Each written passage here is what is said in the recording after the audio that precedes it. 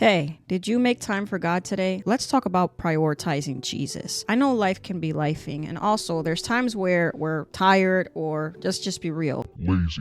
and I can personally tell you that I'm not exempt from this. Sometimes I do feel lazy and tired, and I prefer to just sleep in or just, keep telling God, hey, I'll do it tomorrow, and then tomorrow gets here, and I'm like, feeling bad because I didn't do what I said I was going to do, and I can literally hear Paul in the background of my head saying, I do not understand what I do, for what I want to do, I do not do. But what I hate, I do. And if I do what I do not want to do, I agree that the law is good. But anyway, I digress. I find myself saying to God, why can't I do this? Why can't I just do it perfectly?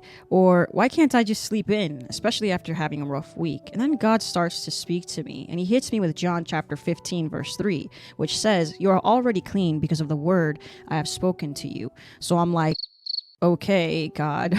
Then he hits me with John chapter 6, verse 63. And pay attention here because we're going somewhere. The spirit gives life. The flesh counts for nothing. The words I have spoken to you, they are full of the spirit and life. And then he starts to paint the broader picture. And he continues to speak on this verse, telling me that it's not that I can't sleep in, but he talks about his word and how his word washes us clean and sanctifies us. He tells me that the words that he speaks bring life to me and that they sustain me. But if I don't make room for his word, how can I live and how can I survive? Everything just starts getting more difficult. So I came to the realization that I had stopped making space for his word, to truly hear him, to be in his presence, and to be without distractions, and to truly listen to his voice. And what I mean by this is, yes, we do pray, we do read the word of God, but there's a difference between doing it to check the box for the day and actually sitting there and letting his word transform our hearts, transform our minds and our behavior, renewing our minds